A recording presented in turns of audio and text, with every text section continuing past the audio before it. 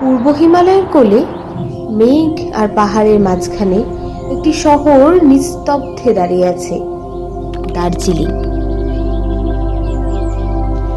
এই শহর দাঁড়িয়ে আছে চারটে স্তম্ভের ওপর: প্রকৃতি, ইতিহাস, ভালোবাসা এবং আবেগ।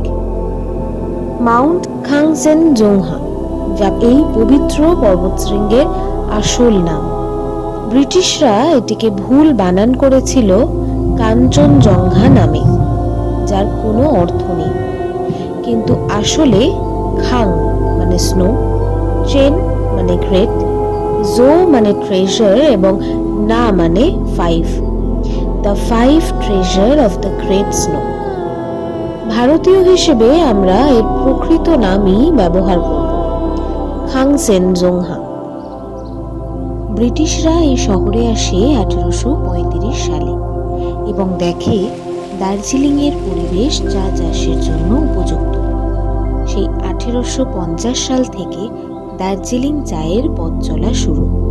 আর আজ বছরে গড়ে 10,000 টন চা উৎপাদন হয় দার্জিলিং থেকে, যার 3,000 টন চা বিদেশে রপ্তানি হয়। চা বাগানগুলোর সাথে সমতলের যোগাযোগ ভালো করার জন্য দার্জিলিং এবং শিলিগুড়ির মধ্যে 1881 সালে ব্রিটিশরা স্থাপন করে দ্য দার্জিলিং হিমালয়ান রেলওয়েজ। এই ন্যারো গজ রেল লাইনে আজও স্টিম আর ডিজেল ইঞ্জিন চলে এনজেপি থেকে দার্জিলিং পর্যন্ত। তবে স্টিম ইঞ্জিনটি শুধুমাত্র দার্জিলিং এবং ঘুম স্টেশনের মধ্যেই চলাচল করে, যা দ্য জয় রাইড নামে বিখ্যাত।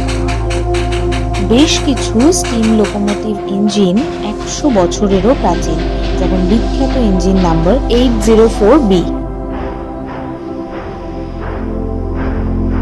ব্রিটিশদের দার্জিলিংয়ের চা বাগান থেকে শুরু করে রেল লাইন স্থাপন, সব কিছুর নীরব সাক্ষী হয়ে দাঁড়িয়ে ঘুম মনেস্ট্রি, যে আজও উপর থেকে দার্জিলিংকে দেখে আর প্রার্থনার সুরে তার মঙ্গল কামনা করে, যাতে কুইন অফ দ্য হিলস নামের সার্থকতা থাকে চির অটুট। শুধু দার্জিলিং নয়, এখানে প্রতিষ্ঠিত মৈত্রেয়ী বুদ্ধা রক্ষা করে চলেছে এই পাহাড়কে। পাহাড়ের হাওয়া, মেঘ, জল এবং প্রতিটি মানুষের ওপর যেন তার শান্ত দুটো চোখ পাহারা দিয়ে চলেছে। সত্যজিৎ রায়ের কাঞ্চনজঙ্ঘা সিনেমার দার্জিলিং আর আজকের দার্জিলিং দেখতে আলাদা হলেও শহরটার প্রতি মানুষের দৃঢ় হয়েছে ভালোবাসা। সকালের কুয়াশার মতো ঘনীভূত হয়েছে আবেগ। দার্জিলিং থেকে ফিরে আসলেও দেখবেন এক টুকরো দার্জিলিং আপনার অজান্তেই আপনার সঙ্গে চলে এসেছে। ভাবছেন ঋণ ফেরত দিতে যাবেন, দেখবেন ঋণের বোঝা উল্টে বেড়ে গেছে। তাই তো বলি, দার্জিলিং থেকে ফেরা যায়, কিন্তু তাকে ছেড়ে আসা যায় না। তাহলে কবে আসছেন দার্জিলিং এর কাছে ঋণী হতে?